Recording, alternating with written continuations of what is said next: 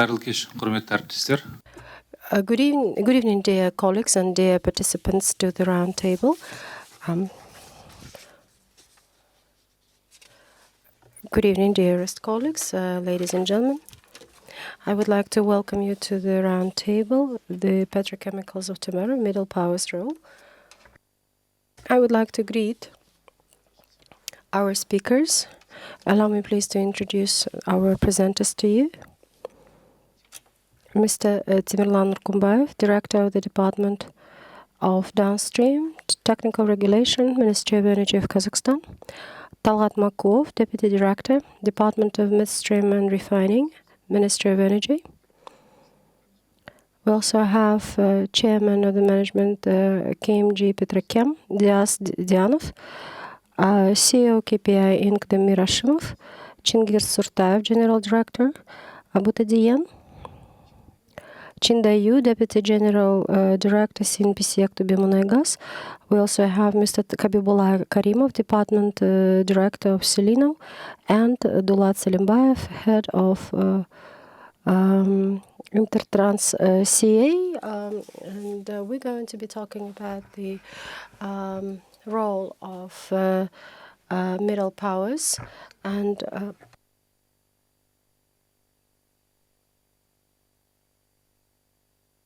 we could make the references to Saudi Arabia, and SABIC, and actually they turned this country into the lead and the leader in terms of in-depth refining, deep refining, LG Chem. Those are the references of the middle powers to have the unique petrochemical industry and having the niche in the global market. And Turkey is very active in terms of petrochemical hubs, enabling them to become the hub for petrochemistry. And for Kazakhstan, the establishment of polyethylene plant, butadiene, synthetic issues, and the KPI in terms of crude will enable them to become the player in terms of the global chain of supply, and there's a great potential. And I would like to give the floor to Timirlan Nurkumbayev. And Timirlan, we are fully aware about the fact that the ministry keeps working very actively in terms of developing the legislation to ensure the gas supply for the new projects. And we are aware about the drafting and promoting the law in regards to petrochemistry. The intention is to provide the conditions for such plants and ensuring the construction, such as KPI, Seleno, and so on. And the growth goes via Kashagan and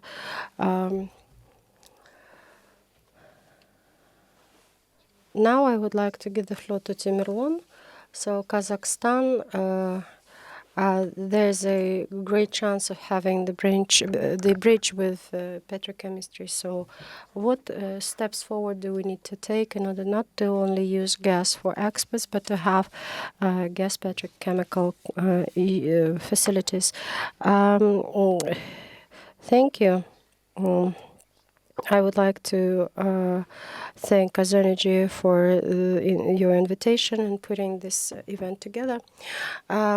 So in regards to the ideas that have to do with implementing the projects taken into account gas capacity, for instance, Kashagan and Karachaganak, my colleagues from those companies will share the intentions. There's some plans that have to do with Petrochem.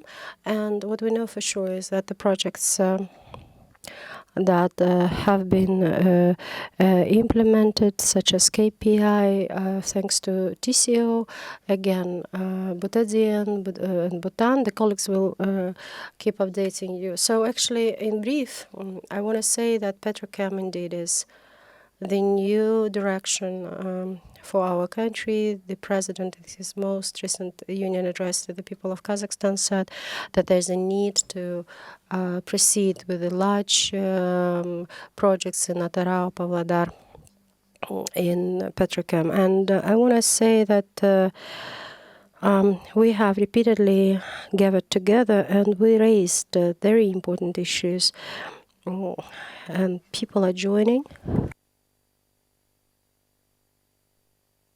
Let me take a pause for those who have just joined. And my colleagues and I, who are here today, have done a lot, and I would like to thank all of you who are present to this meeting. We have an understanding that sometimes we get criticized via media because not many actors understand what the future tendencies are, but we demonstrate what policy the Ministry of Energy has, and we understand that petrochem is the major driver from shifting from traditional way of running business to value-added commodities production, and Kazakhstan is number one possessor of resources in oil and gas, I mean all over Central Asia, but our potential in in-depth refining, especially in petrochem, is developed insufficiently. Not as much as we would like to. So what challenges we are to address? So last year in April we signed a roadmap on petrochem development up to 2024, 2030, and we have repeatedly reiterated that it is concentrated of 6 projects, and the total amount is $15 billion US, as well as having additional 20,000 jobs. And what we do is that we have to focus on engineering capacities, and we have to keep working on R&D, new technologies, invest into human resources, as well as to support our producers. So last year, under the instructions of the government, we started to develop petrochem law last year, and actually, in fact, in the history of former USSR, there is no similar laws. That was a great challenge to us, what to start with. And thanks to the efforts that we took together with Kazmunagas and Kazanergy and other parties concerned, represented by the other governmental agencies, we do have the draft of the law. And you know that a week ago, we have published it for open discussions, and I'm not going to be going in depth in terms of the provisions of the draft law. So in order to keep the time, I'd like to ensure that this law ensures the access to raw materials, access to infrastructure, needs of local market covered, because the projects that will be developed will need to be covering 100% of local needs. So R&D, new technologies, studies, and service, this is something that is going to be developed under the framework of this law. So just recently, you saw the publications in Telegram channels, and today they have repeated case service and Petro Council. We have established the working group on a local product and local content. Yes, we understand that the ministry and the government will be providing their support, continuous support, let me reiterate. But at the same time, in order to make sure that our local producers, our domestic companies contribute to implementing the projects, we have to provide all of the conditions. Again, we have large projects in petrochem, in electricity generation, and there's not going to be such large-scale projects as those ones, So it is a high time for us to bring together and engage our domestic companies so that they could contribute to those projects. And just recently, an hour ago, we had a meeting on local content in our 3 largest projects, KPO, Kashagan, and KPO. And,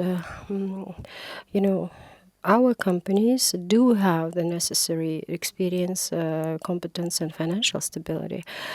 So therefore, So the Center for Machinery Development is a huge driver for us to progress. So they can tell us what international certificates are available at the companies to ensure compliance. So in case if their criteria are met, then those companies could be actually admitted to implementation of the large petrochem project. So this is something that we keep doing. I don't want to be wasting your time, so that my colleagues could report about their activities, but I'd like to say in addition that we are open. We receive a lot of applications coming from the physical individuals, and we conduct the meetings. We try to help addressing at least some of the problems. And I would like to say thank you to Kazakhstan Petro Council and Kazakhstan and our other partners, together with our colleagues, with the top managers of the companies who are present here today. This is something that we keep working on. Yes, of course, we have some disputes. That's a natural process. We cannot have a flawless opinion or same position on every single aspect. However, the work is ongoing, and we try to maximize this work and to raise awareness about those efforts. So anyway, the doors of the ministry are open for any further discussions. So thank you so much.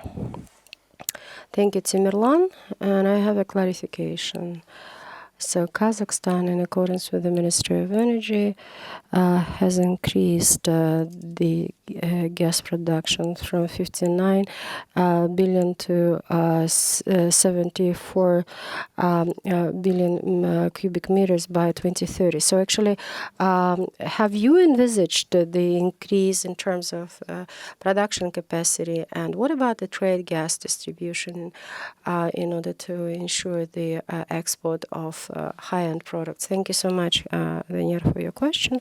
Well, let's take the largest projects, right? KPI, propan, TCO, butadiene, butan, TCO, polyethylene, ethane is TCO. Okay, so actually, we have a large project on Kabamet in Aktubid. Yes, there's going to be trade gas coming from deposit of CNPC from Zhanazhol, and it's about 600 million cubic meters of gas. Well, actually, taking into account the total balance of gas. So we have 20 billion. So it's 3%, right? Not that much. But at the same time, we understand that in accordance with the law, there is a priority for Kazakh gas. And this matter is being addressed at the governmental level. And I think that, there's going to be a common understanding as we are attracting such a good investor with great technologies that will be profitable for our agricultural producers. And Dias is going to brief us about that. And in regards to the project, for instance,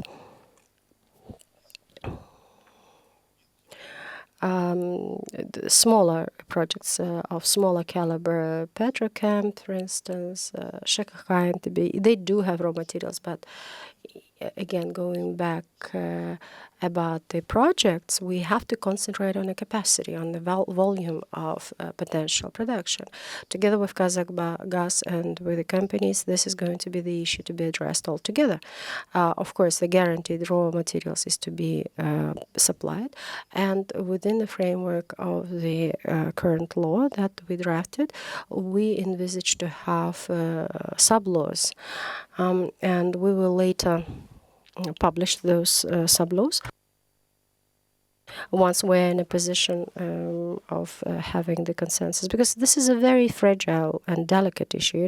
We have to guarantee the raw material, but at the same time we have to cover the domestic market needs, and the Solomon decision is needed. The so-called golden median is to be found, right? And we will need to address this, taking into account the project. Thank you, Timirlan, for your extensive answer. And now I would like to give the floor to Talgat Armankulov, who is the Deputy Chief of the Department of Refining, Ministry of Energy. Good afternoon, dearest colleagues. Thank you for your invitation. So I'd like to congratulate you all and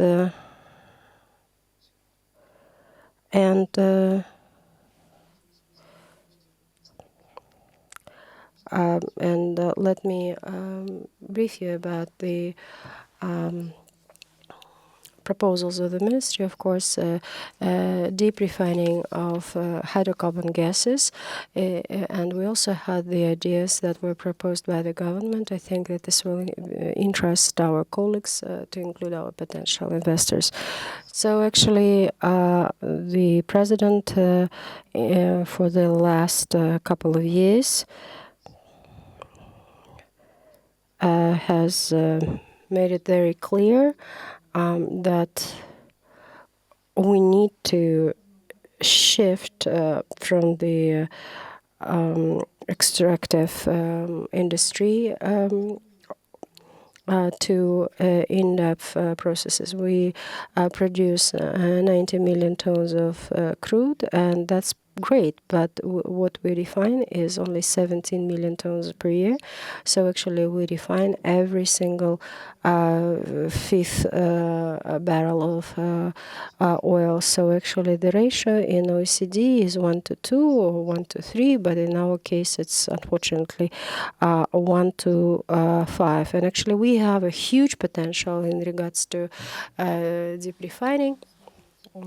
And actually this could be combined with petrochem. And our objective actually is to have not 1:5 but 2:5. Actually, if we produce 90 million tons of oil, so we actually have to refine up to 40 million tons of oil, not just the fuel, so that it could be the modern petrochem configuration. So in case if this is the plant in operation, in case if this is a new plant, then this is going to be a combined technology, so refinery plus petrochem. So, of course, there could be some questions in regards to the green agenda and compliance to ESG principles. The response is that we attentively looked at the global statistics provided by OPEC, Exxon, International Energy Agency, McKinsey, and they keep saying that they support our conclusions that up to 2050, the role of oil is going to remain as the major energy resource. Of course, the share of oil is going to be reduced, but the crude is going to be remaining in the upcoming 25 years.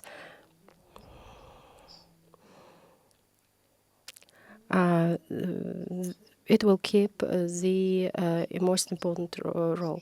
And actually the developed countries, as the United States, Japan, European countries, yes, indeed, they might be having the decline in consumption of petroleum products, but there's going to be a growth in Asia Pacific and Central Asia, South Asia, Southeast Asia, Southwest Asia, Africa, and Latin America. So indeed, the demand for crude and petroleum products is going to remain and even grow. And in regards to ESG, the response is, despite the green agenda, we know that we need to ensure the balance, or so-called sustainability, right? So over 30 years ago, the United Nations have introduced this term, the sustainability, not only sustainability, but sustainable development. We have to remember not only about the environment protection, but also about social responsibility. So in accordance with Goldman Sachs, we have to intensify GDP, and in order to do that, we have to open thousands of jobs. So we have to always pick between the green agenda, economic agenda, and environmental agenda. So taking into account the input data, taking into account our dark value, for 2 years in a row, we have developed together with governmental agencies, as it was instructed by the government. We have addressed R&D academia, business, and we developed a concept for petrochem development for 2025-2040. And the first version was up to 2050, but for the time being, it is good to go for 15 years. So the objective, as I have stated, is to make us less dependent from raw materials and to put a stake on in-depth processing of petroleum. So in case if Kazakhstan exports petroleum products or petrochem, the budget is going to receive twice as much compared to oil sales, so taxes will be multiplied by 5 or 7. So this is going to be the income of the companies who will be dealing with petrochem and deep refining. So the modern petrochem plants do have a good long-term, yet capital-intensive, but good perspective. And this leads to a better level of capitalization of the managing company at the market or at the exchange. So actually this concept was adopted recently. Decree of Government 549, 21st of July was the date, and it was agreed with the administration of the president. So the message is to have the potential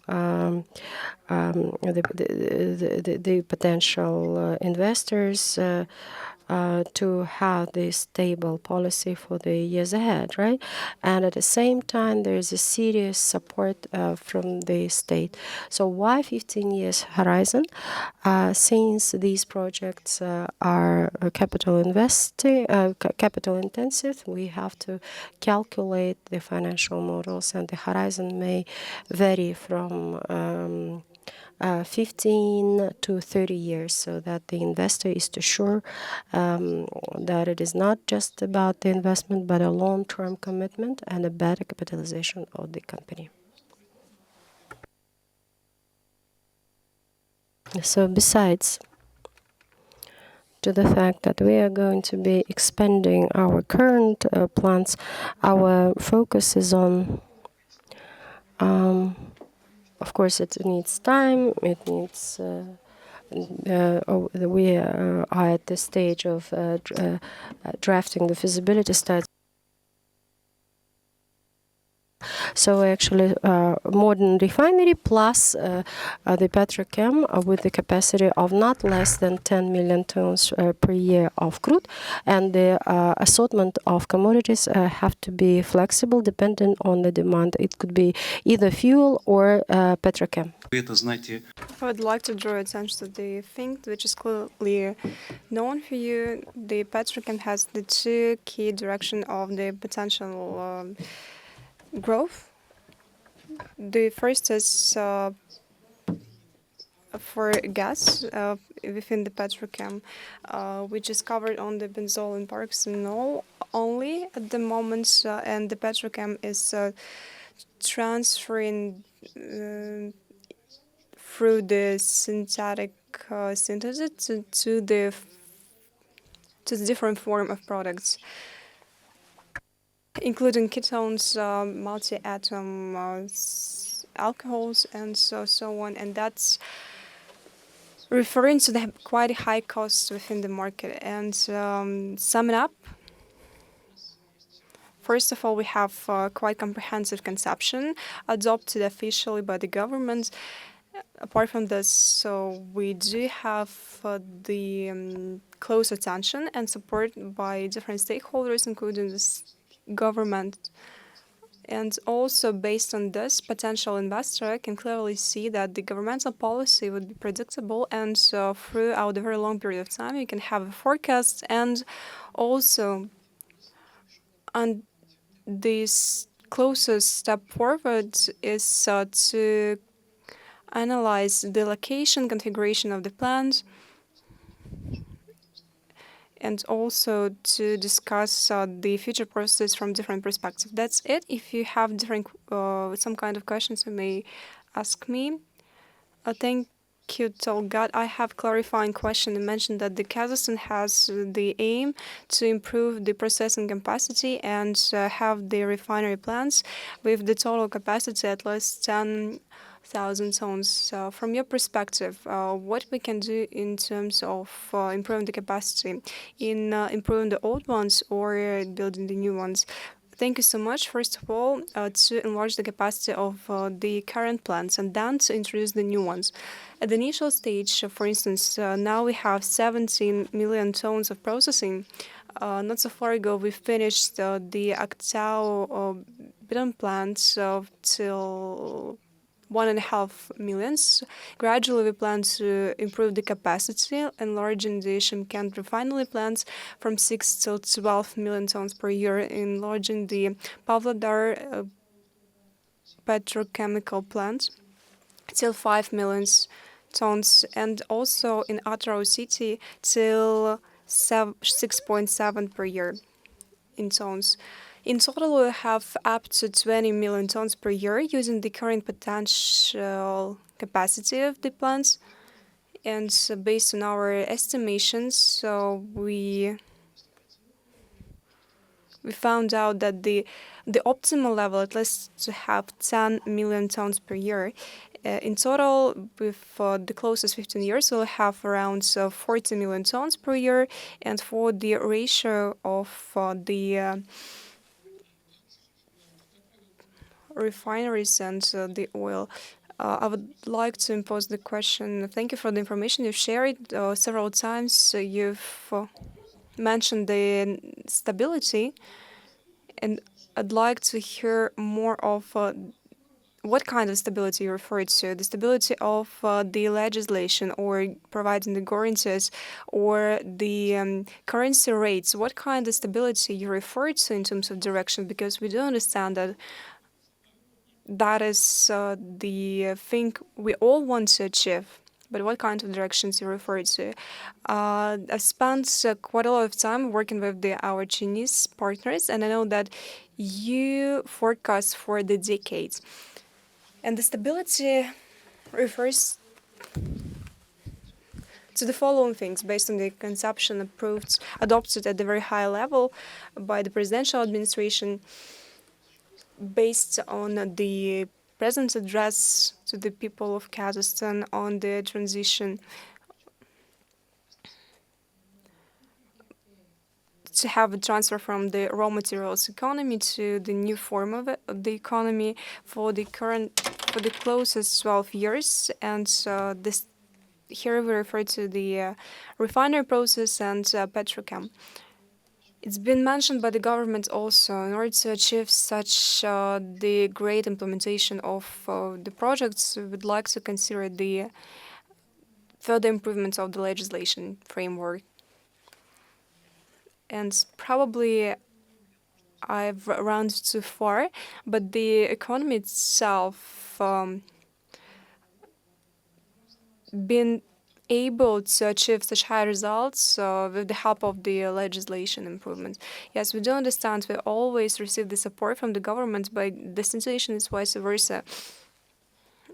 Sometimes we experience challenges connected with the taxation, transitions, and so on. What kind of stability you refer from the support? Just the moral support or something else? Within the conception, we have under the number of the order by the government. You have the list of the actors, including Ministry of Finance, Transport, Infrastructure, Ministry of Ecology, and so on.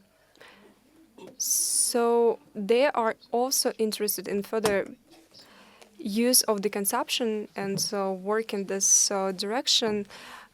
We purposely, despite the challenges we've had within the 2 years, we've worked on the mistakes we've made together with the business representatives and the government itself, and we've been able to have a logically formulated this conception. So actually, the understanding of the government was comprised of the opinion from all of the parties concerned, so that there's not going to be any unthoughtful moves, and monitoring of the implementation is going to be imposed on the ministry, and we ought to publish it on an annual basis together with the government, and make sure that there's a public access to those implementation of the concept. So actually, we have to identify the constraints, complexities, and so on. So this is going to be very open. And why I was so sure, we have gone through complex negotiations with our Chinese colleagues, so expansion of Atarao and Shymkent refineries, and I am sure that we will complete it. We just need to move forward. Thank you so much. Thank you very much. Well, actually, I think that we will go back to this topic as we're ready to working with Kazmunegas, and the intention is to invest 1.5 billion US dollars to Carbamid. We are morally supported. However, please give us a document. Give us a paper with a stamp, saying that you guarantee the stability. Yeah. Well, please get in contact with our colleagues from KZNPC after the session. You will have a chance to talk. So I would like to give the floor to the next speaker, KMG Petrochem Sgianov. So actually, in regards to the project, KMG Petrochem is a flagman of our petrochem industry in Kazakhstan. So the polyethylene plant, GSK, and polyethylene phthalate, polyethylene carbamide, and actually those are the essential projects for the economy, with the investment of 15 billion US dollars, so 1,000 jobs. And there were hundreds of people working while commissioning the project, and actually there's a whole bunch of projects, small projects under the huge projects, so thank you so much. In fact, the round table provides for the discussion. I had a couple of questions for Talgat. Well, anyway, there is no sense to talk about the projects. Everybody knows why we're doing whatever we're doing. There was a decision made at the governmental level, and the president has reiterated the importance. We do have the oil, but we don't have deep refineries. So actually, it was a great idea of having the plant under the auspices of Kazmunegas, and but at the end, for instance, was the initiative of Kazmunegas, and now we had the tangible implementation and infrastructural projects at the moment at the PC stage, and the active construction is ongoing. I think that what's coming next, right? And the role of the middle powers, what are we supposed to be doing and why we're doing it? Why? Is that we have oil and gas. Simple as that. Good oil, light oil, very good oil. And why don't we refine it here? Okay, fine. That's off record. And it doesn't make any sense, right, to discuss. But in case if we want to make the product competitive, we have to make sure that we refine, light petroleum as well, in order to ensure that we have much more benzol or paraxylol. And what do we do? We produce polyethylene. So why polyethylene? As we imported 310,000 tons, it's not the polyethylene, it's just the fractures, the granules of polyethylene, and then the end producers are able to do the end product. So we spent 270 million US dollars for that. We purchase dollars, and then we purchase polyethylene and polypropylene, and then from the import standpoint, the polypropylene is number 3, and the next is polyethylene acetate, and those are the basic elements, and that project is being implemented, and I think that the basic polymers will be covered, from the local market development standpoint. So we will make sure that they are competitive. In order to have the competitiveness, you need to have cheap net pricing, right? And the question is, what is your benchmark? What market could you approach in order not to lose but to have profit? So actually, this is a challenge. And Kazakhstan, that is planning to maximize its refining capacity, that's a huge challenge. So we have to have a good and correct marketing strategy. We know how to sell oil, but we are making our first steps forward in terms of how to sell polymers. And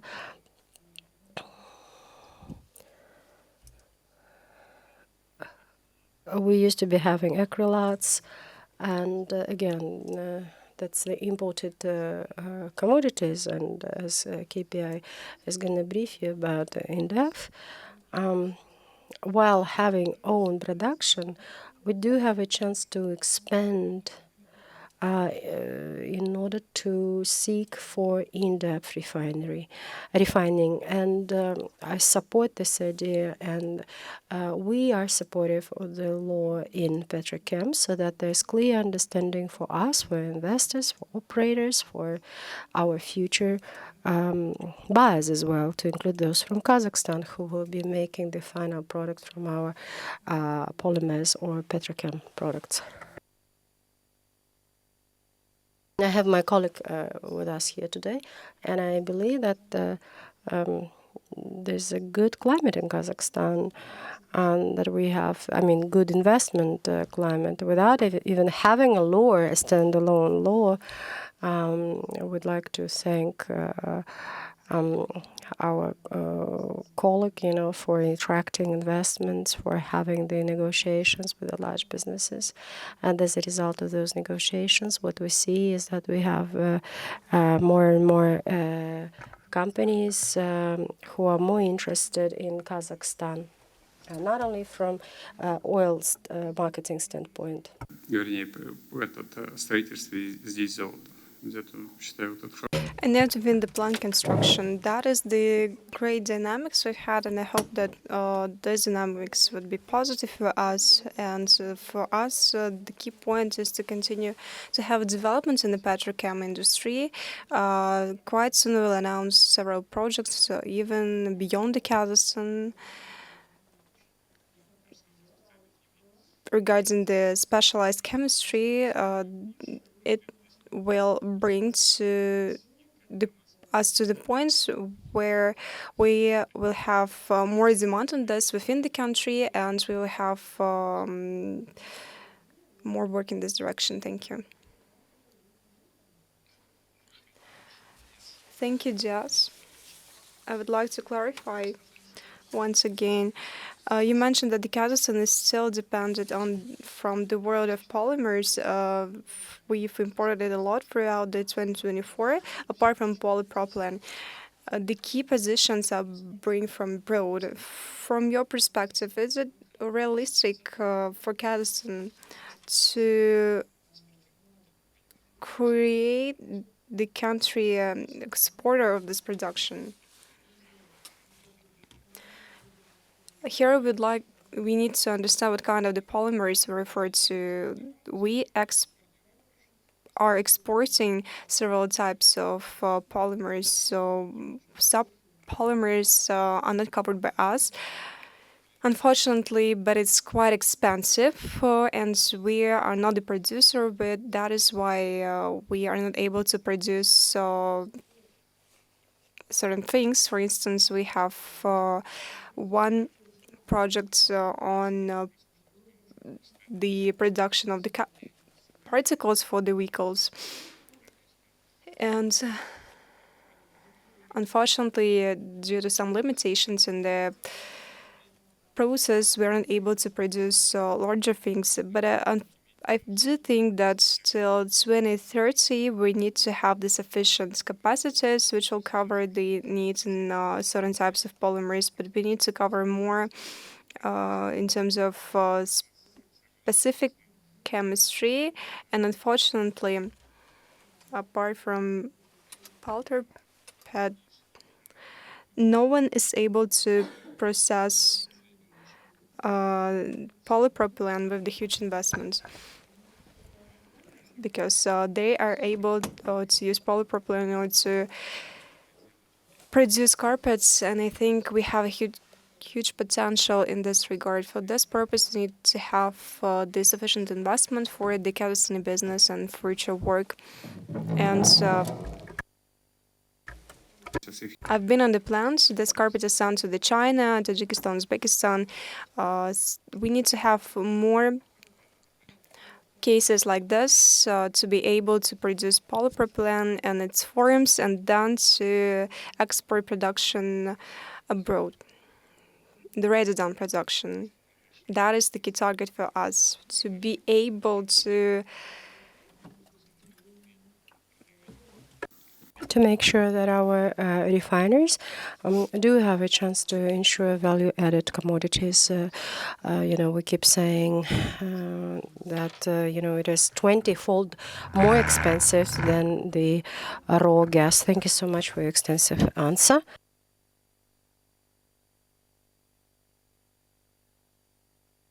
And the next speaker is Damir Rashidov, so KPI and company. Thank you so much.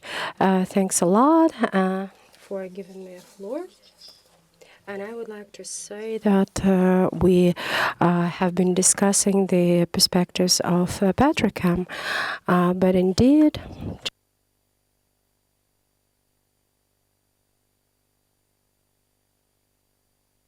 and I would like to comment about this area. And Mr. Dosmuratov was one of the pioneers in the sector. And unfortunately, he has passed away. He was a subject matter expert in Petrochem, and he had a PhD degree, and many years ago, in the beginning of 2000s, thanks to him, there was a concept in Petrochem developed in Atarau region. And actually, the raw materials were Atarau refinery and the Tengiz deposit started getting the on-job training, and he was the patriarch of that sector of petrochemistry. It would be good, of course, if we had him together with us today. But overall, I'd like to say that as a functioning plant, a plant in operation that both targets domestic market and export, we are concentrated on polypropylene production, and we had the priorities, and I would like to support whatever was said by Dias Mukhtarovich. All we need is to get focus on deep refining and having in-country value, and there's some tangible cases available, and such dialogue platforms have to be the window for the refiners, and actually we don't have a chance to keep up going. Yes, there was a start, but there was a start of producing polypropylene in Kazakhstan, and thanks to that, almost twice the price domestically went down, and we had the organic growth of refining in the country. And in fact, production was commenced 3 years ago, and it's only now when the petrochemists understand that we have good potential. There is a number of facilities and plants who were not aware about the existence of KPI. They have no idea about the assortment that we propose. And it's very, very important for us to have two areas developed. So number one is uh, uh, import replacement and having the export facilities, export opportunities developed. And as it was said by Dias, at the moment, there's a high need of shifting from plastics, pure plastics. KMG Petrochem could act as a platform demonstrating that yes, indeed, there's going to be so and so available in Kazakhstan. Why am I saying this? Is that those productions are aimed at number one, having value added. And number two, of course, is to cover the needs of the domestic market that we currently have. And the next focus of attention, the next priority, and again, I would like to repeat that KPI is going to be playing its role and contribute to, which is capacity building. And this is needed in order to have full-fledged human resources available. So what we have faced while targeting the capacity, there was a lack of competences. We have to talk about this openly.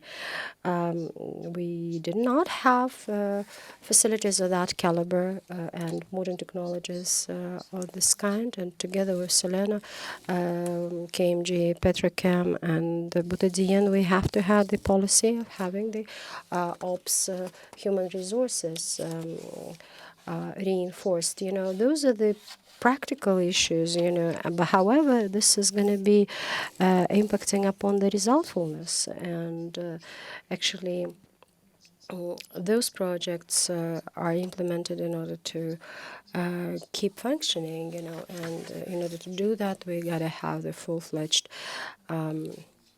contribution to those projects. And actually, this is not a criticism. I just wanted to say that we have to actually reinforce some digital solutions. So 40 kilometers away from Atrau, we have Bhutan production. We could actually ask them to contribute. I'm an expert in production. I started as an operator of the refinery, and I was a student of honor, and they said, get rid of your notebooks, and follow the guidelines, regulations, no matter how much theory you understand. This is for you to understand how this is going on, but how to manage is something that you can actually learn and listen to only, while being involved,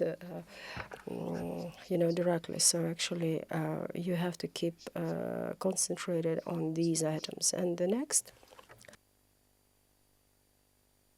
I talked to you about the refining. I'm not going to be concentrating more, but competences and service is something that we're lacking, and we have to make sure that there's a service in machine building and ensuring competitive environment. And what we've seen is that many companies have, their own needs. I didn't participate in localization discussions of the three largest operators, but I mean, protectionism in regards to the service companies and machine building companies perhaps that we used to be having while expansion of TCO and KPO. That was something that we felt, and we do have the practical cases already. And we have to do something with the foreign vendors. We gotta look for the production bases in the region, right? In order for us to have, mechanical works.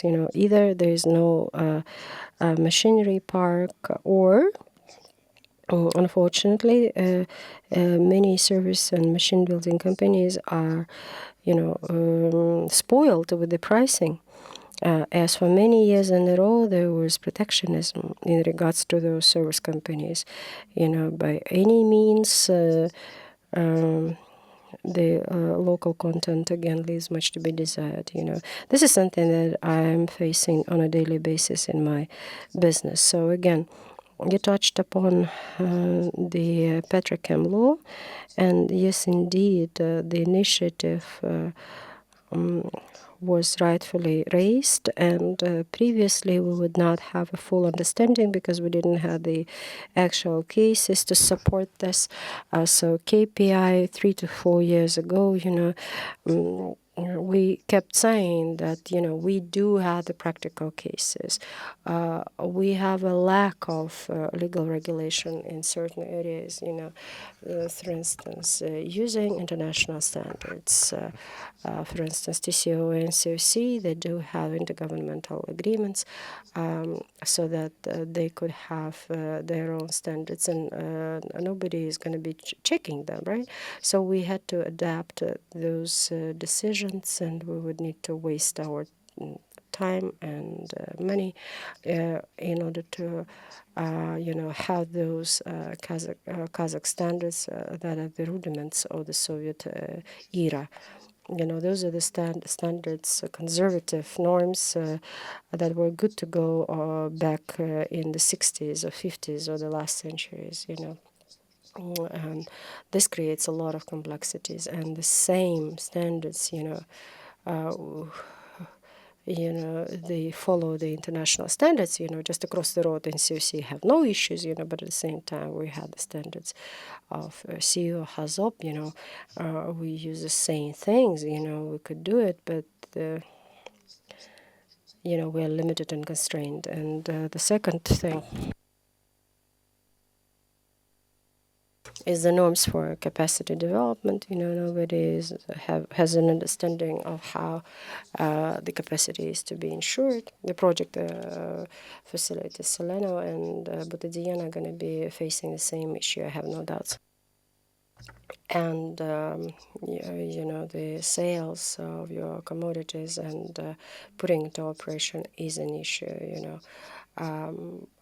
we would need to have, our maximum capacity exhausted 15 days later, and again, they're asking for norm standards and whatever. So, and again, practicalities that have to do with service and vendors and so on. And we are over-regulated in regards to procurement and so on. So locally, we've been actually trying to find the solutions for these issues. And again, whatever has to do with operations and functioning, this is something that our colleagues will inevitably address. So capacity building, operations, and case analysis to include the things like those that are not regulated from a legal standpoint, and this could be a constraint, not enabling us from the successful implementation of the project. Thank you. Thank you. You've touched upon very important issue that has to do with capacity building, and you explained the details in regards to international standards and the presence of human resources. Similar plants, exist in Kazakhstan. It's Belgium, China, South Korea, U.S., and you need to have human resources. So how do you see the perspectives of human resources development? Well, actually, there's no secret around it. So what we've tried to do at KPI project, so we have formed a team of back in 2018. So the first issue was what are we supposed to do with the human resources. We had a team of technicians who would look at the PNID technology and so on. They would calculate the fundamental projects, and we wanted them to become the core in order to put the plant into operation. And in 2018, we launched our development program together with our Uzbek enterprises. We had Shotan, Polyom, Trips, Sikura, located in Tobolsk and so on. So we had plans to have our future ops human resources sent to Saudi Arabia and China. But COVID happened and all of the borders were closed. Now nobody remembers about COVID, but at least for a year, from the March of 2021 and in some cases up to March of 2022, the lockdown still was ongoing, and back then it was so hard to work, and in the end of 2022, there was a high time for us to put the plant into operations, and actually I think there is a chance for Seleno to give us the people, to give us the operators. And, I have a concept, for each and every team, I would need to have the people who would have the fifth category of professionalism. So what is their motivation? Seleno is to have the exam, the competencies to be verified, and then the team leader is to leave Seleno, and he or she is going to be the senior operator of the team, and he would, work together with the team. Well, and they're not ready yet. And this is not going to be an industrial tourism, have the on-job training for 2 weeks, eat some pillow. But no. You are to be able to take the responsibility for the field operations. So on-job training. So actually, what happened in our case, we had a group of expatriate workers, 16 people, India, Philippines, Saudi Arabia, from the similar companies. And this year in April, we actually made a decision of saying goodbye to these people because it's expensive, right? And I'm getting a feedback, our field workers said that we are responsible, and we are to take the responsibility now. I think that this is a simple approach, and Seleno and Kipi are sharing this site, and I think that this is the way forward. Thank you. Daniela, I would like to make a comment. And today we've been discussing the development of Petrochem.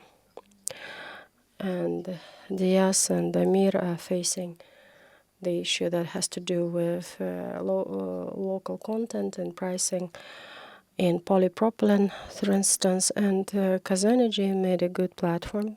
And indeed, those who are present here today are those who keep meeting under the auspices of Kazanergy. So should Kazanergy be engaged in bringing the refiners to us, or the companies who would like to contribute. I think that this is going to be a very effective way of having, 3 discussions or like this. Just briefly, I'd like to say that, again, going back to pricing for polypropylene, they keep asking about the price, and recently we had meetings at the Senate, and we realized that this platform is a reference, if they have a true interest, we could have the meeting, for the top managers in Petrochem, and we would invite the representatives of the governmental agencies, and I think that this is going to be a great reference for us, and in the future we could discuss all of these items in an open discussion format, and there's going to be a mutual understanding as a result of that contact, and we shouldn't be going back and forth. So that is a proposal that I would like to say. So I would like to excuse myself. I was called promptly. I need to leave this session, and I would like to thank you. Actually, and I would like to agree. And I just wanted to say there is no unified industrial policy of having plastics inside the country. They keep asking. And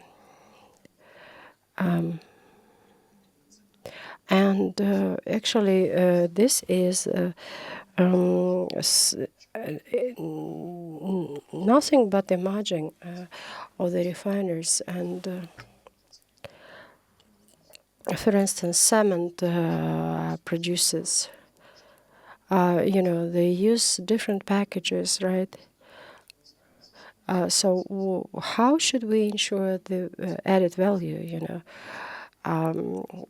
we don't produce packaging, and we know who actually is about to have this package, who is there to.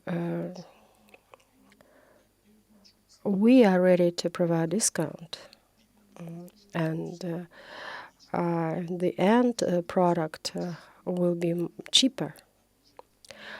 It's not going to be more expensive than the imported plastic packaging or imported paper package. That's one of the package solutions.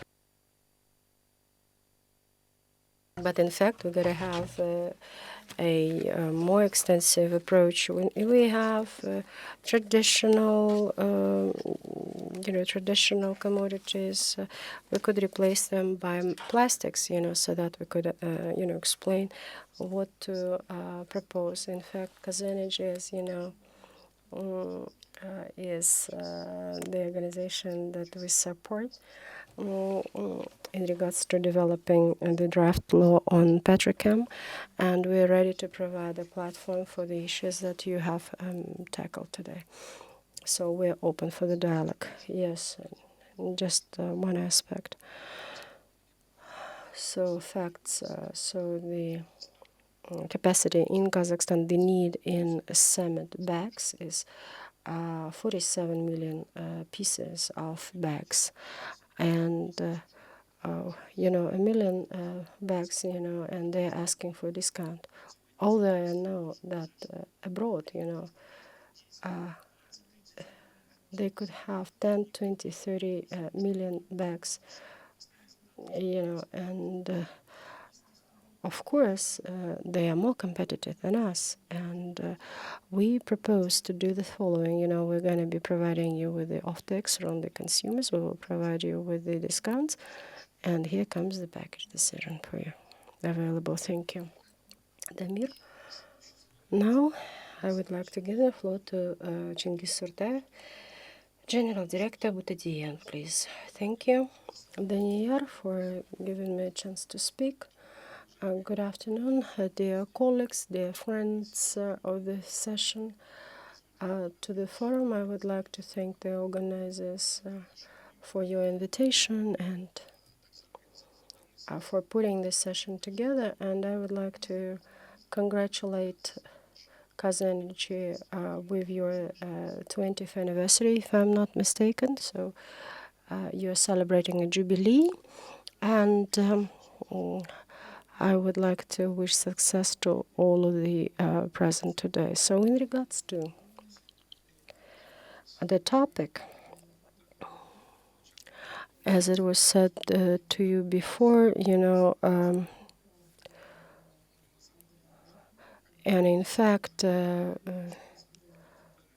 So, in COC, KPO, Tengiz, those are the leaders, but the polymer producers.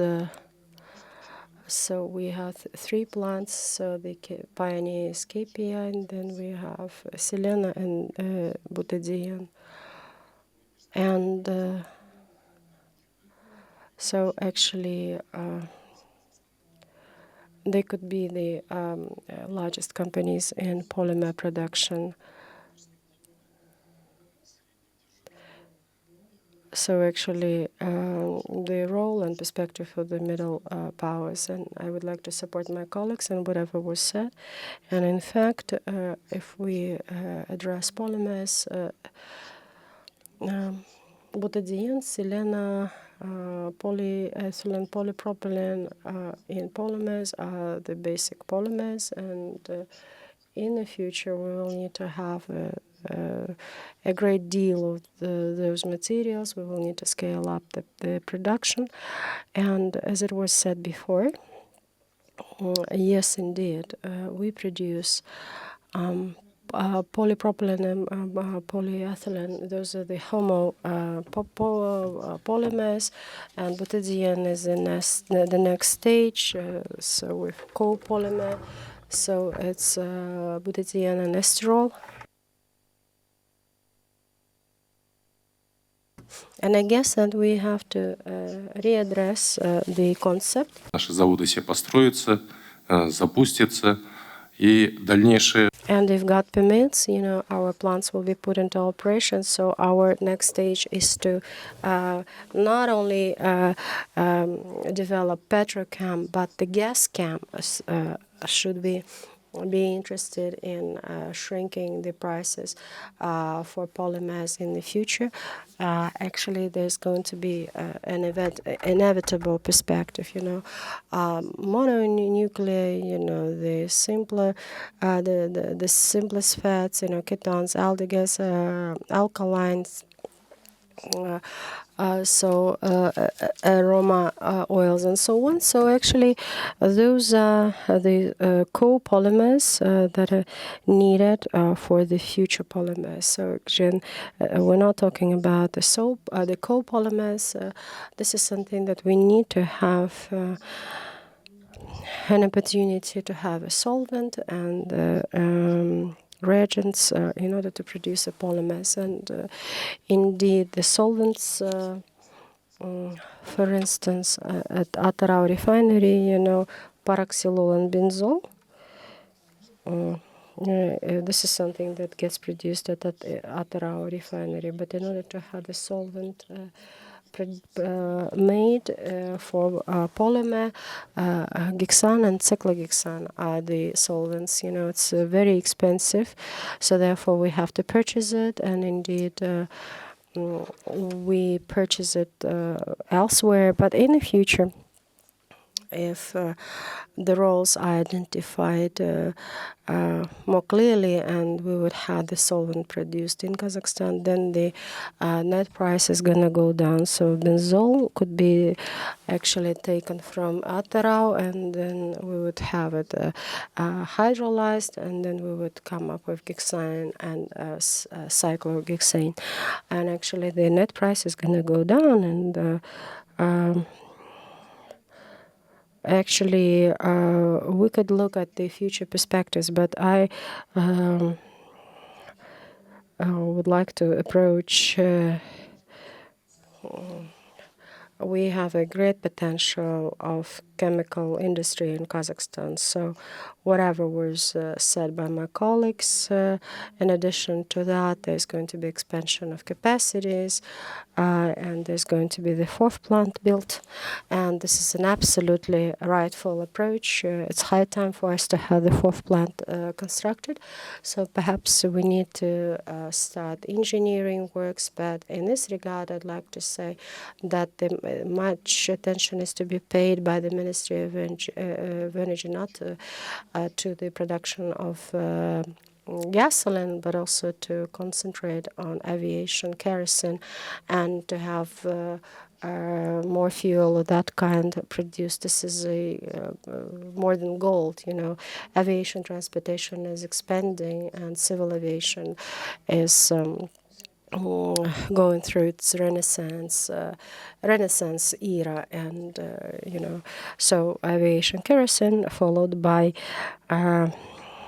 gasoline. So that's a cool idea, you know, not having just the refinery, but the refinery plus petrochem, and the gap is going to be compensated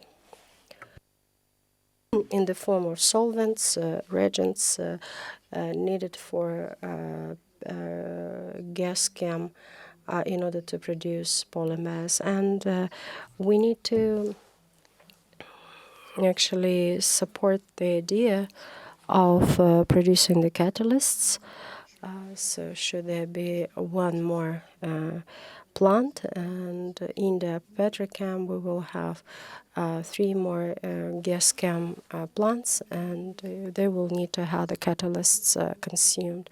So we used to be having 3 plants, and it was not profitable to have the catalyst production. You know, we have rare earths in Kazakhstan, and it's a high time for us to think about the works that will at least allow us, enable us to have researches commissioned. In regards to polymers,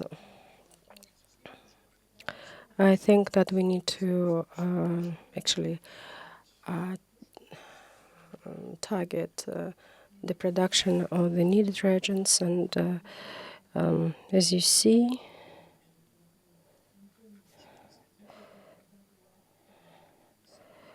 so the consumption of basic polymers, and I would like to support that we need to have the end product produced.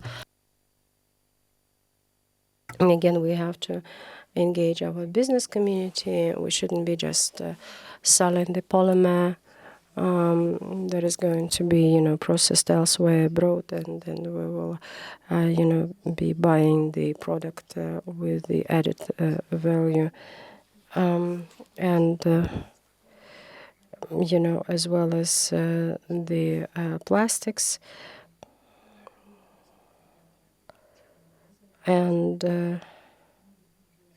you know, compounds and modifiers, and the production of our own glues and so on. The perspective is great in here, and we could just say that the chemistry is limitless. You know, we could actually spend hours about chemistry, and there's going to be a limitless number of topics. And in regards to capacity building, again,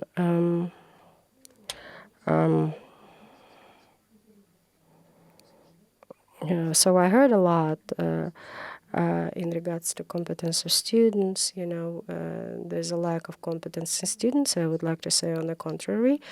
At the moment, our educational system isn't unique, of course, but so math, physics, and chemistry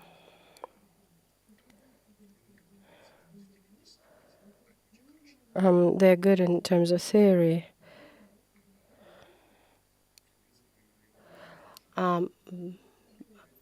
But, you know, the question is where those engineers go to. You know, we have to ask these questions. You know, on the contrary, what did we provide to these engineers so that they could reflect themselves? We didn't have anything except for refinery in chemistry. And yes, okay, we have polypropylene. This is the on-job training facility. And again, whether do we have to, you know, develop polymers? Yes, of course.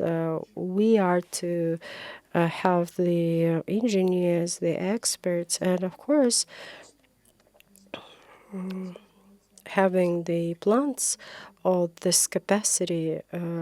It's something that we need to get supported by R&D, and we need to have good engineers nested, and scientists as well.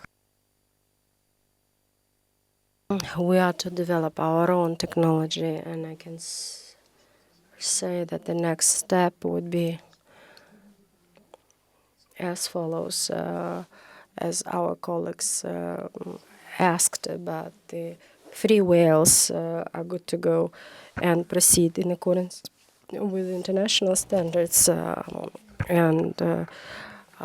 we have to adapt and review the standards. We have to put those norms over the top of our GOSTs that were developed back in 60s and 50s, and back in 60s and the 70s, when you would use the pencil and manual devices in order to have engineering again. So my proposal is that we have to look at the neighbor,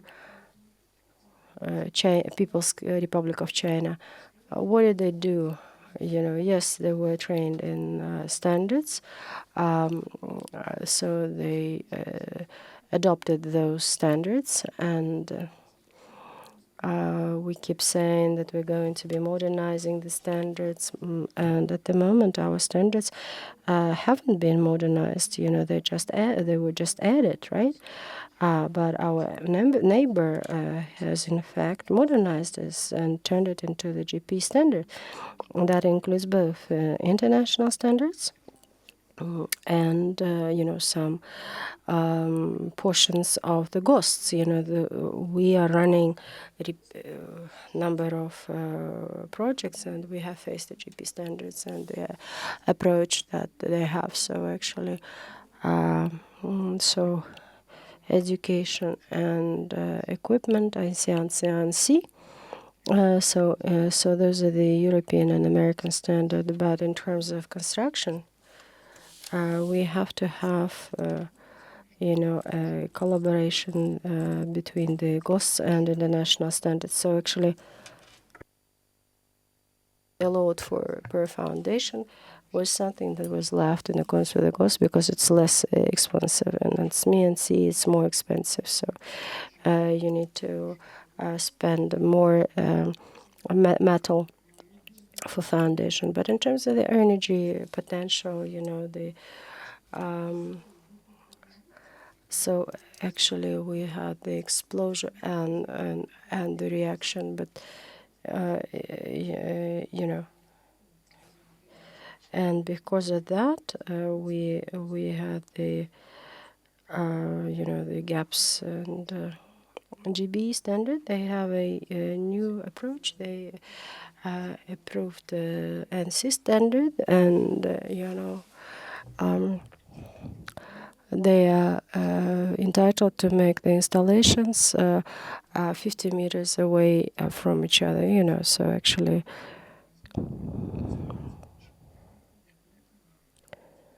and actually, having this practice in our, neighbors, we have to just modernize it and take this practice from our neighbor. This will simplify our contribution to many projects. Waste of time. Adaptation takes 8 months. But in our case, it's up to 18 months. So again, state expertise is something that you have to use in order to prove why you have so much money, that have to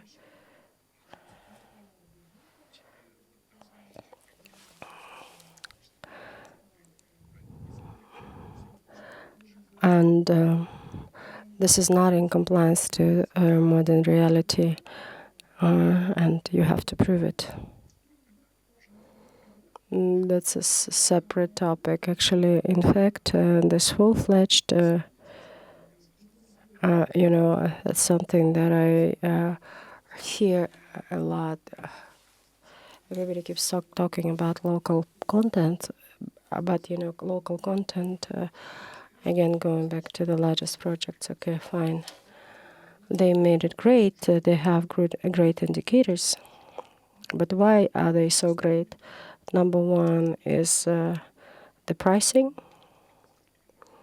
They have absolutely different prices. They are spoiled. They have good standards. Different standards. Yes, our machine building, in fact, received their certificates to include ASME, and they get registered at those three largest projects in accordance with their standards and in accordance with their pricing. But we try to work on localization. We have to comply to the law.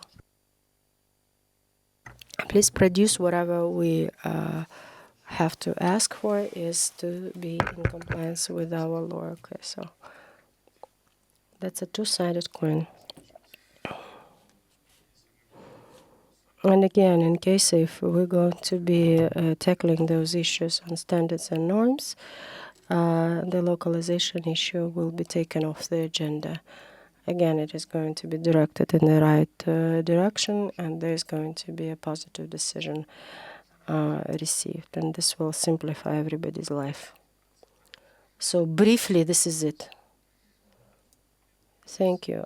I think that there's going to be additional questions in regards to local content and localization. This is something that will need to be discussed individually in regards to petrochem. I think that it's important. And I have a question in regards to raw materials. Chingis, so for the project, we anticipated to have long-term supplies of Bhutan mixture at 300,000 tons per year. So how sustainable raw materials supply is in the long term, and what steps do you take in order to minimize the risks from having one source supplies? So 380,000 tons per year. It's a long-term contract, but there's one aspect. We have a right to go to the market, but we understand that purchasing at the market,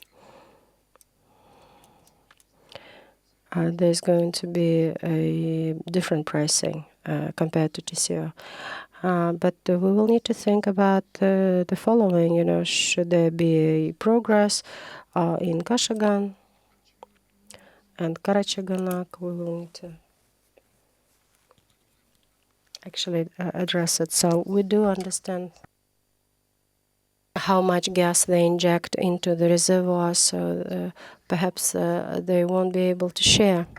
That's a good game of TCO to inject into the reservoir, but as a chemist, what I understand is similar gets, when you inject butane into the reservoir, it gets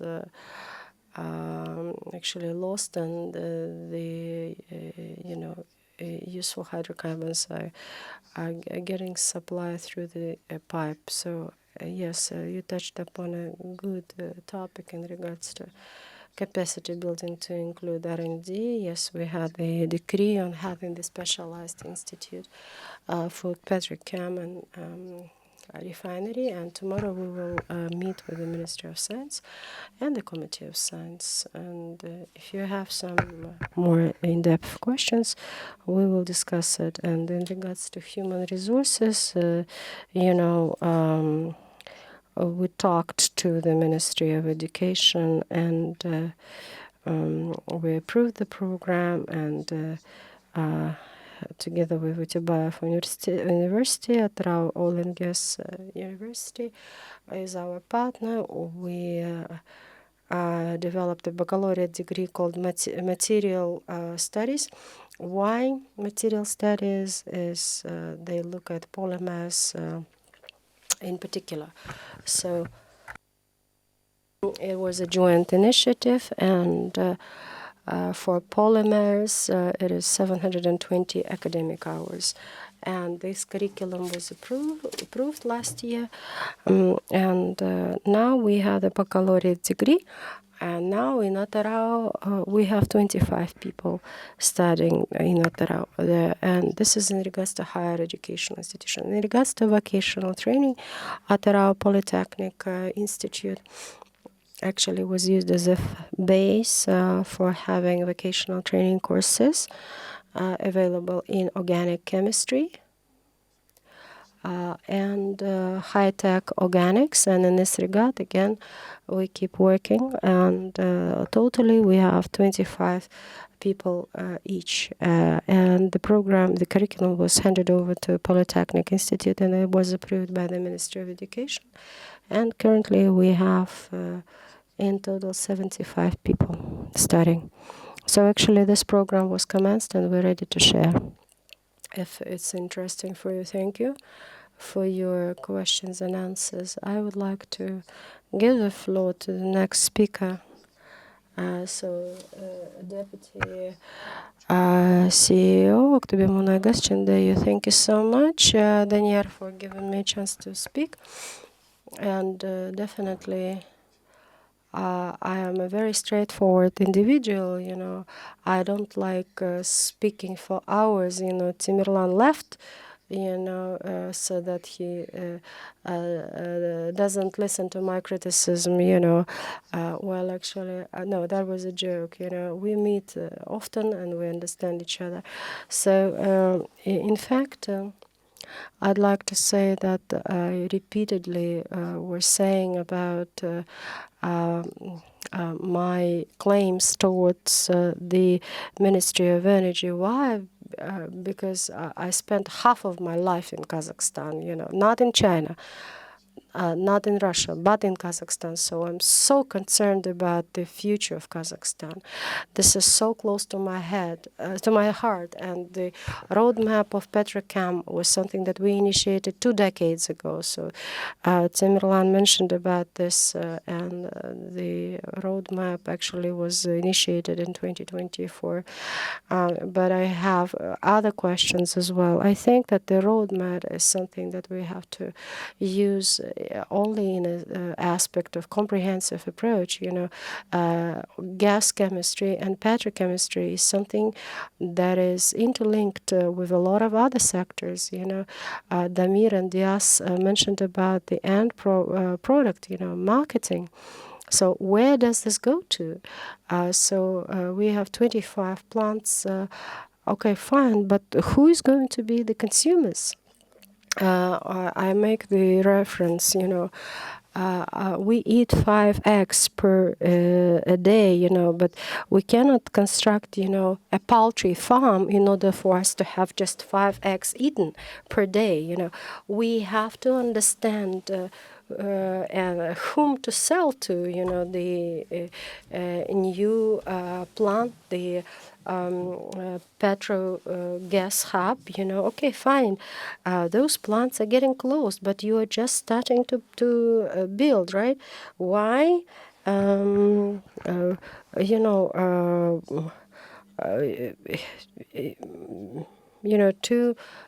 million tons, but we start with the very small plants, it's invisible actually in the entire competitiveness.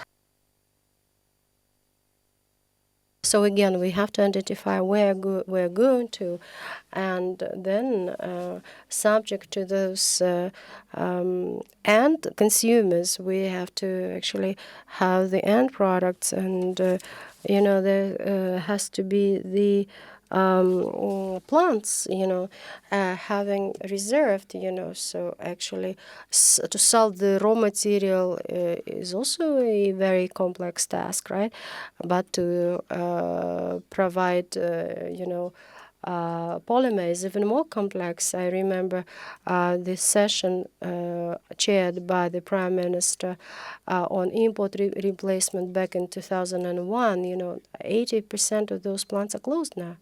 Why? Because there's no market to sell to.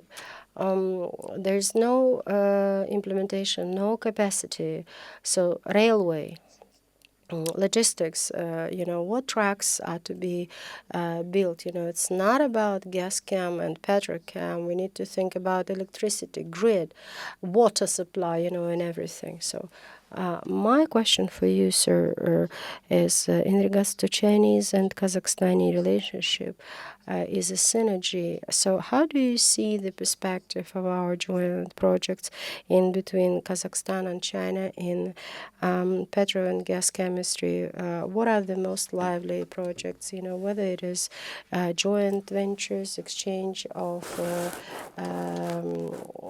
knowledge or off-take contracts? I just wanted to mention about this, right? For instance, worldwide for the most recent 3 to 5 years, hydrogen and coal chemistry and methanol is developing. I participated to Dubai, and they built the plants for methanol production for 5 million tons capacity. And I think that for Kazakhstan, the perspective is not in gas and petrochem, but coal chemistry, we looked at the issue. But in any way, we need to study the opportunities, right?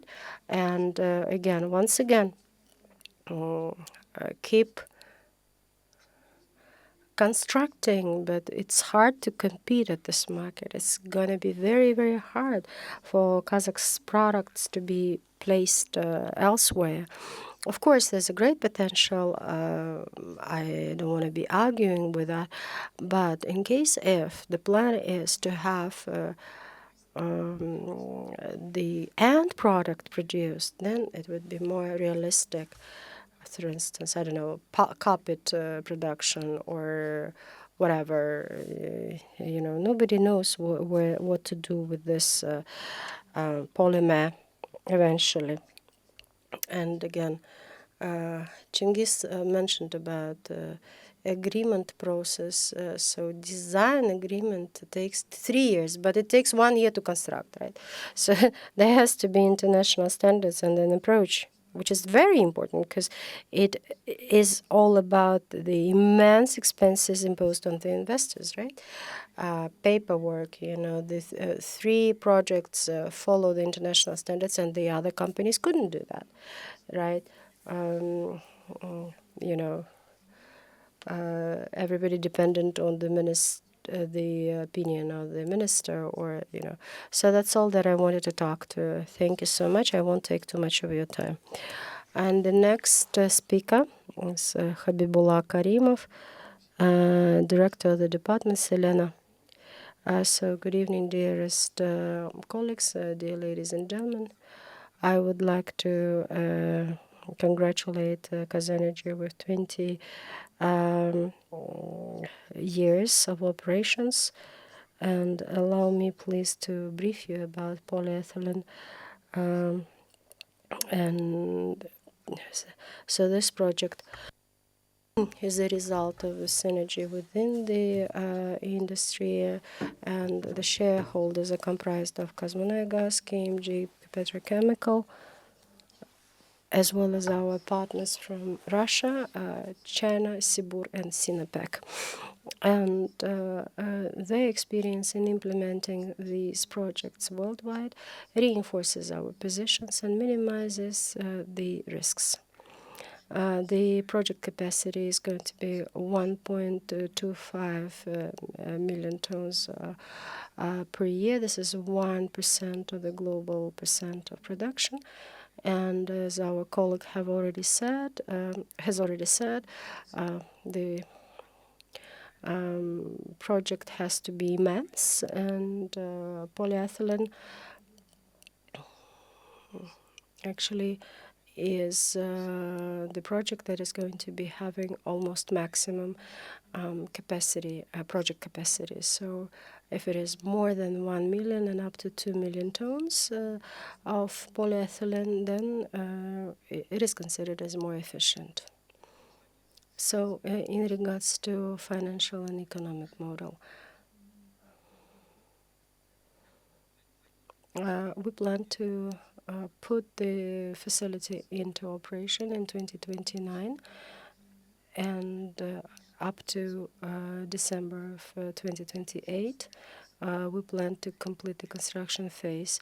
The effect from the implementation is going to be scaled up, and we anticipate that the contribution to GDP is going to be up to 1%, and we will attract over $6 billion in the form of foreign investments.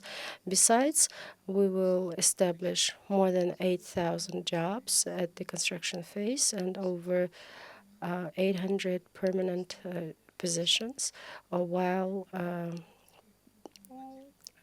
full operation. And besides, we will have subcontractors to be comprised of over 500 people. And eventually, our plant will cover the domestic market with the domestically made product, and 1.25 million tons per year. And as a result of last year, import of polyethylene amounted over 308,000 tons, and up to 2029, what we expect is to have the volume of local needs is going to be up to 400,000 tons, and as raw materials we use the dry gas, so 9.1 BCM from Tingis, and KMG Petrochem, they will provide ethane in the amount of 1.6 million BCM per year, and this is going to be transported to Karabatan by KMG Petrochem. So actually it is 210 kilometers roughly. So we are in constant contact with Kazmunagas Petrochem, and we keep an eye on, and we signed the contracts for raw materials supply, so there's going to be 2 facilities at the plant, 2 installations, so pyrolysis installation to convert ethylene from ethane, and then polymerization installation is going to be used in order to have the polyethylene of the high density HDPE and linear polyethylene LLDPA. I would like to mention that in regards to the technology, we're going to be using technologies proposed by the Sharon Phillips Lanos, the global leaders, in order to produce polyethylene, and as well as innovation company. And we will produce up to 33 tons of butane 1 using installation accents made in France. And together with all of these companies, we have partnered in regards to the license agreements. And last year, we signed the EPC contract for construction of pyrolysis installation with Sarinidis and Sinopec Engineering. And this year in May, we signed a contract with Technimont and Sinopec Shanghai Engineering. In accordance with the timeline of operations, the construction works are ongoing at the site, and we are finalizing the foundation and 80% of equipment that are needed for pyrolysis installation have been displaced, and we are now working to procure the equipment that is needed to mount a polymerization installation, and we expect delivery of those items in 2026/2027. And approximately what we plan to do is to produce up to 20 different types of polyethylene of the premium quality, and 40% is going to be referring to premium highest quality products, as I've said to you before. And again, as I've said to you before, the priority is going to be given to the market of Kazakhstan, and we have to maximize the market domestically, and the polyethylene will be produced predominantly using Seleno, and we keep in contact. We are keeping contact with KPI in order to exchange our experience on a permanent basis, and we started arranging study visits. There's an oral agreement starting from this year. Once the project design phase is over, we will actually send our technologists and engineers to KPI, so that as well as we have agreement signed with CPC contractors in order to and technical Selenides, so that they could hire our human resources, and this is needed actually for capacity building for our joint projects. And we have signed similar agreement with the Technimont and other off-takers in regards to marketing and other initiatives. This is something that we keep working on very intensively. So overall, we keep working, and it is going to be inevitable to receive questions, and we will need to actually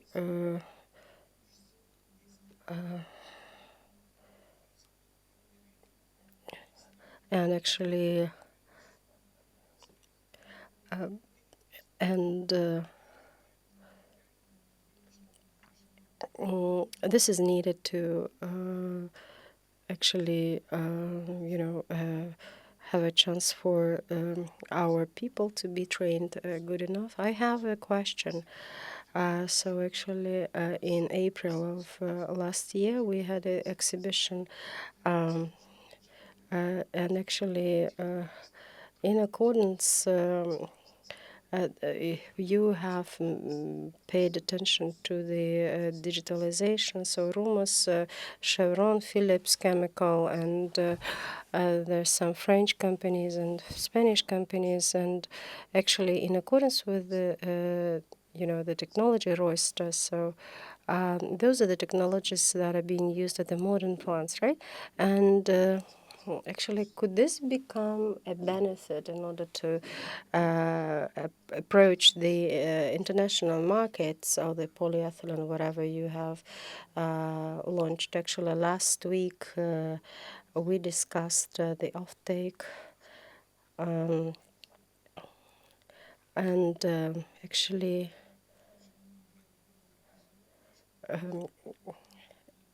we talked about the fact that Seleno in the upcoming 10 to 5 years is going to be having the assortment of the highest quality, and this is going to be of demand for the upcoming 15 years. And while expanding the new types of products, they will actually sign with the license holders, and the assortment is going to be accessible for Seleno as well, right? So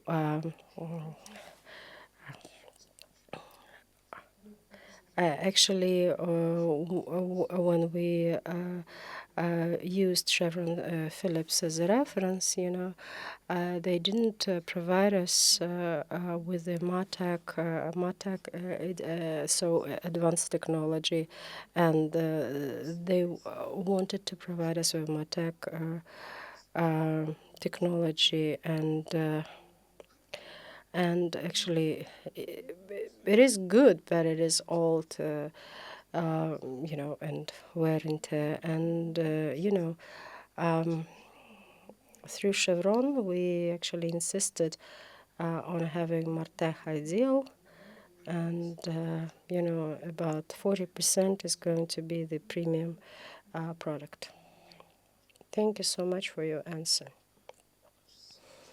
So our next speaker, I would like to give the floor to Dulat Salimbayev, the project manager at Intertax. Good evening, dearest colleagues. Thank you, Kazanergy, for this chance.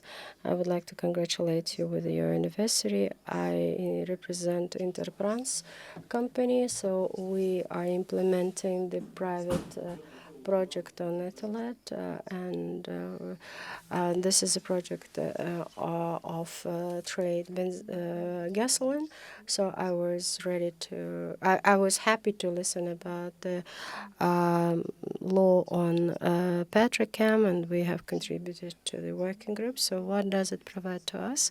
For every single investor, it's important to have the guarantees in terms of supply of products. So the investors have to realize that 3 to 4 years later, there's going to be a guaranteed raw materials. So the law on petrochem is going to be ensuring transparent mechanism of the access to the raw materials, of course, in accordance with the priorities, but everybody is going to be aware about the game's rules. And the potential of Kazakhstan in petrochem is huge. This is a perspective sector. But again, as it was said by the colleagues repeatedly, again, let me reiterate my message that while actually having our GOS and norms, this was something that was outdated, and it was developed in the plan economy times. It was all about the safety, not about the money. So it was actually developed in the Cold War era when the Soviet Union was at the risk of explosions and so on. So those outdated standards are very conservative, and it's a huge distance between the facilities, as was said by Mr. Sartaev, and this actually leads to making more those projects more expensive. The cable is longer. I mean, we have a private reference. We had to actually have 300 meters from the neighboring installation in order to ensure the fire norms, fire extinguishing norms. So actually, at the same time, I'd like to say that incompatibility with international standards is something that ends up in the form of us communicating with Chinese partner and Alkalat. Again, the facilities are close enough, not more than 50 meters away from each other. So boilers or water preparation, KPI, could be done of metal constructions. It's not necessary to have concrete used for that. So it's more expensive and so on and so forth. It takes more time. And the central dispatcher room, of course, have to be protected from the explosions. But as it was said by Mr. Ashimov, we have the different sessions, a QRA session, and how the risk assessment, calculated in order to make sure that the explosion is not is minimized, and actually the risk is addressed as well. So I would like to say that the international standards are adopted, and back in 2024, in May, as it was instructed by the President, there were measures on liberalizing the economy, and it was said clearly that while implementing international projects, there has to be standards developed so that there is no need to have the paperwork design developed in accordance with our standards, but using GP standard of China. Would be good enough in order for us not to have it adapted, so that we have bunch of papers filed for this state expertise and so on.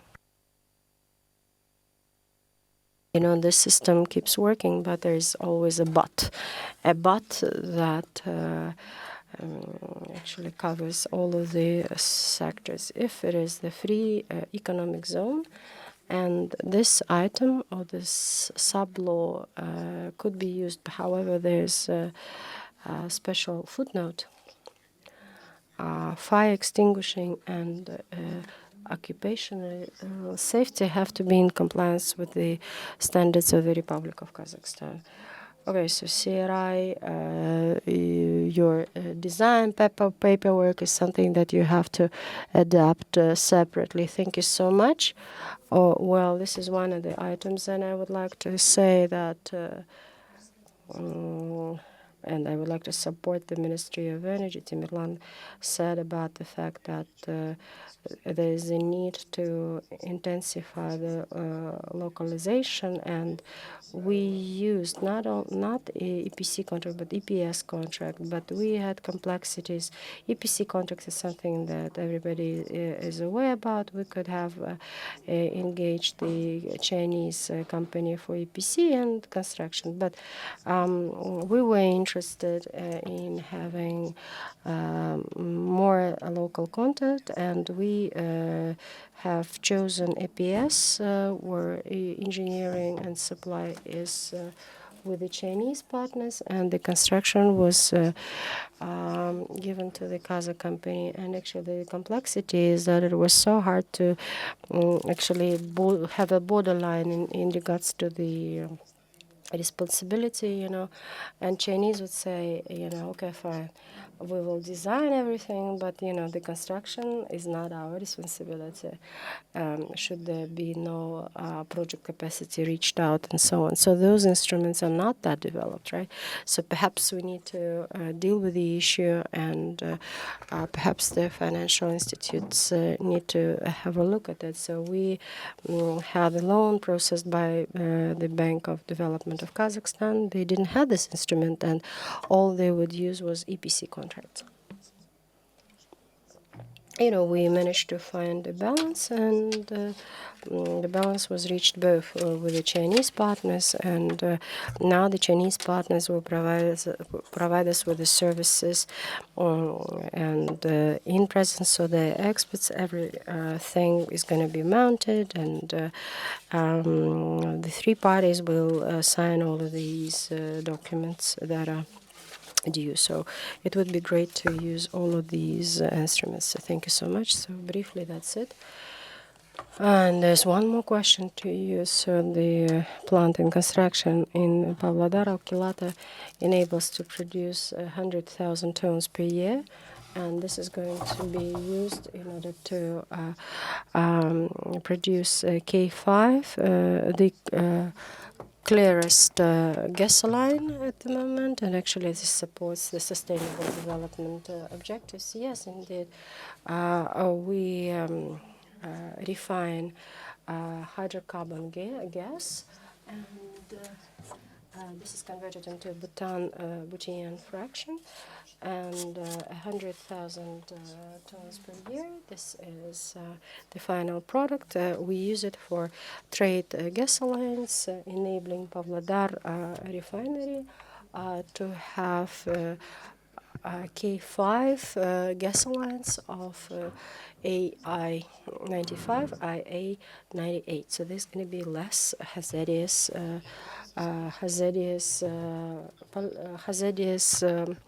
pollutants.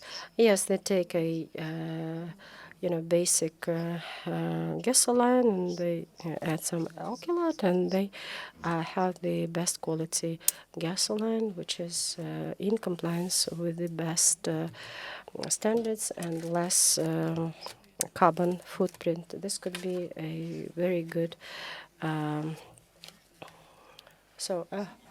Indeed, the gas chemistry could be used at large, so there's going to be the same technology as they use at KPI, so dehydration, so catafine, so isobutane or butane, So you could have the mixture of isobutane or isobutylene fractions, and actually we have the alkylate, or you could actually use it for methyl tri ethers. So thank you so much, Dulat. I would like to thank all of the participants, and in fact, we had a very good discussion, open one. So we discussed the matters that have to do with human resources, technologies, local contact, and a mass of questions that I have put for myself. And I think that within a framework of Kazanergy, we could actually gather together to discuss those essential matters in the future. So thank you so much to the participants. You have contributed to the last panel discussion. So we all kept being late. Thank you so much for your contribution, and have a good night. Thank you.